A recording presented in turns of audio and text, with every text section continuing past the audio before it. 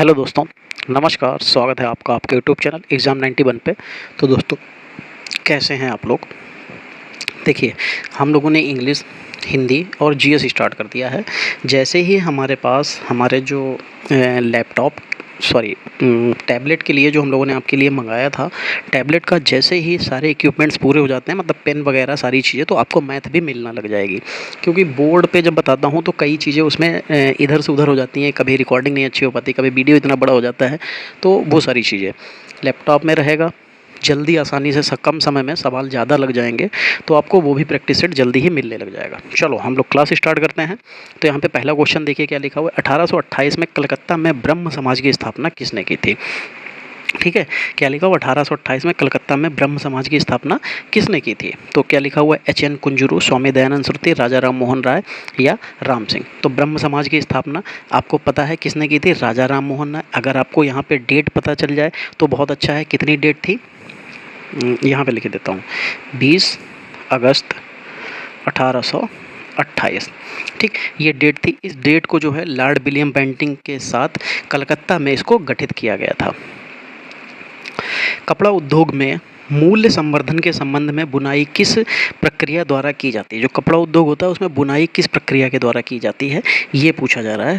मूल्य संवर्धन के संबंध में बुनाई किस प्रक्रिया के द्वारा? तो रंगाई और परिष्करण, फाइबर उत्पादन, परिधान निर्माण और कताई। तो बाकी तो ऑप्शन बिल्कुल भी नहीं सही बैठ सकते हैं। ये ऑप्शन थोड़ा तब भी सही लग रहा है, रंगाई और परिष्करण के द्वारा। निम्नलिखित में से कौन सी उपाधि गुप्त वंश के शासक समुद्रगुप्त के पास थी? निम्नलिखित में से कौन सी उपाधि गुप्त वंश के शासक समुद्रगुप्त के पास थी? तो समुद्रगुप्त के पास उसको किस नाम से जाना जाता था? तो उसको कविराज कहा जाता था। क्या कहा जाता था दोस्तों? इसको कविराज कहा जाता था। बाकी इसके बारे में तो बहुत कुछ कहा गया है, ठीक है, और इतनी बड़ी कहानी है, इतनी बड़ी पूरी कहानी कैसे बताई जाए। पर हाँ, इतना ज़रूर था कि इसके ये क्वेश्चन ज़रूर पूछा जाता है कि जो इसने सिक्के चलवाए थे उस पे क्या था? तो इस पे इसको बीड़ा बजाते हुए दिखाया गया था। इसे कविराज की भी उपाधि मिली थी। और इसकी पत्नी का क्या नाम था? इसकी पत्नी का नाम दंता देवी था। 4 नंबर, पद्मश्री पुरस्कार से सम्मानित गद्दाम पद्मजा रेड्डी भारत के किस शास्त्रीय नृत्य से संबंधित थे? सत्रिया, कुचिपुड़ी, मणिपुरी, कथक। तो जो पद्मश्री पुरस्कार से सम्मानित गद्दाम पद्मजा रेड्डी, तो ये कुचिपुड़ी से रिलेटेड थे। कुचिपुड़ी कहाँ का नृत्य है, ये आप लोग मुझे कमेंट में ज़रूर बताइएगा कि कुचिपुड़ी कहाँ का नृत्य है। ठीक है, बाकी इनको 2015 में संगीत नाट्य अकादमी पुरस्कार मिला था। 2006 में इनको जो है कला रत्न से सम्मानित किया गया था। ठीक है, इन्हें कला रत्न से सम्मानित किया गया था। बाकी आप लोग मुझे ज़रूर बताना कि कुचिपुड़ी कहाँ का नृत्य है। चलो, परितंत्र पारिस्थितिकी यंत्र परितंत्र या पारिस्थितिकी तंत्र शब्द सर्वप्रथम इनमें से किस वैज्ञानिक ने प्रतिपादित किया था? Charles Sutherland Elton, Arthur Tansley, Frederick Edward Clements, Eugene Odum. तो ये आर्थर टेंसले थे जिन्होंने सबसे पहली बार इसको जो है परितंत्र या पारिस्थितिकी तंत्र के नाम से इसको परिभाषित किया था। 6 नंबर, भारत की कौन सी झील विवर्तनिक गतिविधि का परिणाम है? विवर्तनिक गतिविधि यानी कि ऐसी कौन सी झील है जो परिवर्तित होती रहती है? ठीक है, क्योंकि इसमें जो यूरेशियाई जो प्लेट्स होती हैं वो इनका निर्माण जो है उन्हीं की टक्कर की वजह से हुआ है। और भारत की जो सबसे बड़ी मीठे पानी की झील है वो जम्मू कश्मीर में स्थित है। और जम्मू कश्मीर में जो अन्य झीलें हैं वो कौन कौन सी हैं? जैसे नाग नागिन वाली जितनी भी आपको मिल जाएं, डल झील, नागिन झील, शेषनाग झील, मतलब जितनी भी नाग नागिन वाली जितनी भी मिल जाएं आपको, सब वहाँ समुद्र में मिल जाएंगे, मतलब जम्मू कश्मीर की हो जाएंगे।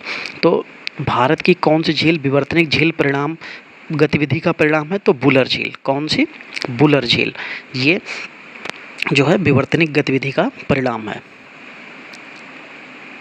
ये किसकी विवर्तनिक गतिविधि, मतलब किसकी वजह से ये उत्पन्न हुई? तो विवर्तनिक गतिविधि मतलब जब प्लेट्स आपस में टकराई तो वहाँ पे जो है झील बन गई, इसलिए। चलो 7 नंबर देखो क्या लिखा हुआ है। धामेक स्तूप भारत में सर्वाधिक प्रमुख बौद्ध संरचनाओं में से एक है। उत्तर प्रदेश के किस जिले में स्थित है? देखो बिल्कुल उत्तर प्रदेश का क्वेश्चन अगर आया है तो आप आंख मीच के इस पर भरोसा करिए, क्योंकि इलाहाबाद हाईकोर्ट में भी आपको 25 क्वेश्चन में इक्का दुक्का क्वेश्चन या 3 से 4 क्वेश्चन आपको यूपी के देखने को मिल सकते हैं। तो धामेक स्तूप भारत के सर्वाधिक प्रमुख बौद्ध संरचनाओं में से एक है। उत्तर प्रदेश के किस जिले में स्थित है? तो आपको कहाँ जाना है? वाराणसी में। ठीक है, ये वाराणसी जिले में स्थित है।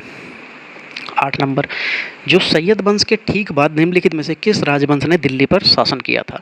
लोधी वंश, तुगलक वंश, राजपूत वंश या खिलजी? तो सैयद वंश के जस्ट बाद आया था लोधी वंश। कौन सा वंश? अरे भाई पेन चल जाए यार, एक जगह पे चलता नहीं, 10 जगह पे मार घिच घिच घिच घिच कर रहा है। चलो, तो कौन सा वंश था? सैयद वंश के बाद लोधी वंश आया था। ठीक है, दिल्ली सल्तनत के 5 राजवंश थे। कौन कौन से? गुलाम वंश, खिलजी वंश, तुगलक वंश, सैयद वंश और लोधी वंश। लोधी वंश सबसे आखिरी वंश था। ठीक है, सैयद वंश का जो संस्थापक था वो खिजर खां था, और ये वंश जो है 1414 से लेकर 1451 तक चला था। वंश का जो अंतिम शासक था वो अलाउद्दीन आलम शाह था। ठीक है, इसने स्वेच्छा से दिल्ली की गद्दी त्याग दी थी और बदायूं चला गया था। शासन और जो शासन कार्य था वो बहलोल लोधी के हाथ में सौंप दिया था, इसीलिए उसके बाद में जो है लोधी साम्राज्य आ गया था। तो बहलोल लोधी ने नवीन राजवंश लोधी वंश की स्थापना की थी। इसके कोई किसी के साथ युद्ध नहीं हुआ था। सैयद वंश के आखिरी जो शासक था अलाउद्दीन आलम शाह, इसका किसी के साथ युद्ध नहीं हुआ था, कुछ नहीं हुआ था, ये अपनी मर्जी से चला गया था। ऊब गया होगा बेचारा ये सब करते करते। चलो, 9 नंबर, किस भारतीय राज्य सरकार ने परियोजना क्लैप, प्रोजेक्ट क्लैप नामक एक स्वच्छता अभियान शुरू किया है? तो भाई देखो 9 नंबर में, तो जो प्रोजेक्ट क्लैप है, आंध्र प्रदेश की सरकार ने इसको शुरू किया था। ठीक है, किसने? आंध्र प्रदेश। तुम्हारे तो यार पेन फेंक दें, ये क्या कर रहे हैं? मतलब हम पेन चला देते हैं, वो चलता कहाँ पे जाके? बिल्कुल लास्ट पे। क्या ही यार। चलो, नुआखाई उत्सव भारत के किस राज्य में मनाया जाता है? तो जो नुआखाई उत्सव है, असम, बिहार, तमिलनाडु या उड़ीसा? तो नुआखाई उत्सव जो है ये उड़ीसा राज्य में मनाया जाता है। ठीक है, इस जो जब नया चावल बनता है, धान की कटाई होती है, उस समय नया चावल बन के आता है, तो इसे नया चावल का त्यौहार भी कहा जाता है। और प्रत्येक वर्ष जो है ये सितंबर माह में मनाया जाता है। इसमें जो एक देवी हैं समलेश्वरी, इनको नया चावल चढ़ाया जाता है, इसे नलाना कहा जाता है। उड़ीसा के जो हैं कुछ और त्यौहार और पर्व हैं, जैसे राज पर्व, धनुजात्रा, ये इनके प्रसिद्ध हैं। भारतीय संविधान का अनुच्छेद 51 इसके बारे में क्या कहता है? अनुच्छेद 51 किसके बारे में क्या कहता है? कृषि और पशुपालन को संगठित करने, न्यायपालिकाओं को कार्यपालिका से अलग करने, अंतर्राष्ट्रीय शांति सुरक्षा को बढ़ावा देने, नागरिकों के लिए समान नागरिक संहिता देने। तो अनुच्छेद 51 की बात करेंगे तो वो अंतर्राष्ट्रीय शांति और सुरक्षा को बढ़ावा देने के लिए है। चलिए अगला क्वेश्चन देखिए क्या लिखा हुआ है। 12 नंबर लिखा हुआ है, नमूना पंजीकरण प्रणाली की 2018 की रिपोर्ट के अनुसार भारत की जनसंख्या का कितने प्रतिशत हिस्सा कामकाजी आयु के अंतर्गत आता है? ये लगभग 60% के आसपास था। देखते हैं क्या क्या ऑप्शन दे रखे हैं। हाँ बिल्कुल, देखो यहाँ पे दे रखा है 44%, 74%, 66% और 85%। तो ये 66% ये 2018 के जो हुई थी इसकी जांच तब पाया गया था। ठीक है, बाकी अभी तो ये बदला जा चुका है, तो इसलिए आपके लिए इम्पोर्टेंट नहीं है। अगर इससे रिलेटेड कोई क्वेश्चन आएगा तो अभी अपडेटेड आएगा, और जब मैं आगे अभी प्रैक्टिस सेट कराऊँगा इसके फुल लेंथ वाले, उसमें मैं आपको बिल्कुल सब कुछ उसी तरीके से कराऊँगा। चलो, अनफिनिश्ड प्रसिद्ध भारतीय अभिनेत्री का एक संस्मरण है, ये किसका है? तो देखो, श्रीदेवी, प्रियंका चोपड़ा, जोनस, विद्या बालन, कंगना रनौत। अनफिनिश्ड ये इनकी एक किताब लिखी थी, किसने? प्रियंका चोपड़ा ने। ठीक है, ये उन्हीं का था। इसमें इन्होंने अपने मतलब ये कह सकते हैं संस्मरण, मतलब इन्होंने अपनी आत्मकथा लिखी थी। ठीक है, चलो आगे बढ़ेंगे। जो चंद्रमा है पृथ्वी का एक चक्कर लगभग दिन में लगा देता है, तो कितने दिन में चंद्रमा जो है पृथ्वी का चक्कर कंप्लीट कर देता है? तो 29 दिन, 30 दिन, 24 दिन या 27 दिन? तो लगभग 27 दिन। अरे कहाँ भाई, तो लगभग उसे 27 दिन लग जाते हैं उसको पूरा करने में। लगभग 27 दिन व 8 घंटे लगते हैं। ठीक है, तो इस तरीके से पूरा तो नहीं लिखा हुआ है, तो लेकिन फिर भी आप 27 दिन 8 घंटे इसको ले लेंगे। चलो 15 नंबर देखो, जो फील्ड हॉकी है, फील्ड हॉकी के खेल में कितने खिलाड़ियों को प्रतिस्थापित करने की अनुमति होती है? तो इस तरीके से 3, 5, 10 या कोई सीमा नहीं। तो देखो इनमें कोई सीमा नहीं होती है। आपके अगर 2 चोटिल हुए तो 2 को भर्ती कर सकते हैं, 3 हुए तो 3, या आपके जो भी मतलब, तो वहाँ पे इसके प्रतिस्थापित करने की कोई भी लिमिटेशन नहीं है।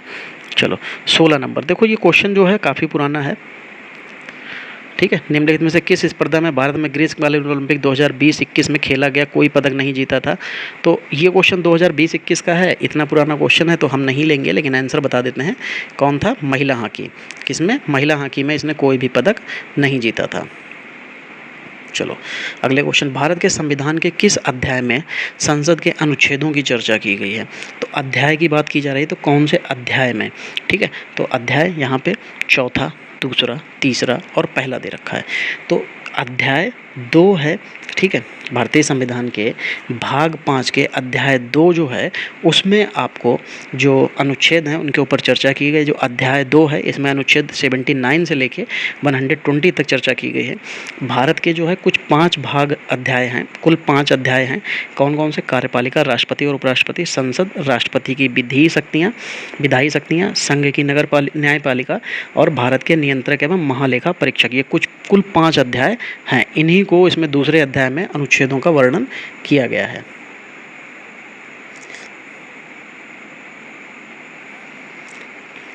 भारत के संविधान के अनुच्छेद 112 के अनुसार वार्षिक केंद्रीय बजट को क्या कहा जाता है? अच्छा, जो अनुच्छेद 112 है उसके आधार पर पूछा जा रहा है। मूल्यांकन विवरण, राजकोषीय बजट, वार्षिक बजट विवरण, वार्षिक वित्तीय विवरण। तो आपको भी पता है जो संविधान होता है हमारा, जो केंद्रीय बजट होता है उसको वार्षिक वित्तीय बजट विवरण कहा जाता है। चलिए, पहली इंग्लिश फैक्ट्री हुगली के तट पर किस वर्ष में स्थापित की गई थी? ये पूछा जा रहा है, वर्ष पूछा जा रहा है। चलो, तो 1645, 1640, 1651, 1648। अब यहाँ पे बहुत से लोग कहेंगे सर जी 1602 में तो अंग्रेज आ गए थे, उन्होंने अपनी फैक्ट्री भी उसके बाद लगा ली थी, तो पहली इतने बाद में कैसे आएगी?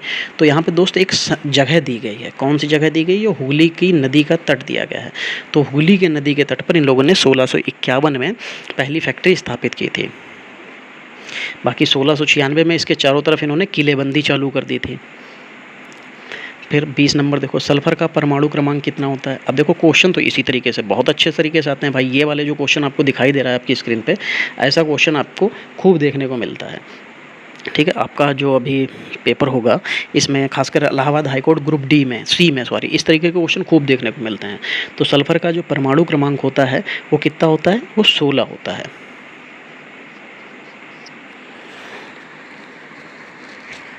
ठीक है, चलिए आगे बढ़ते हैं।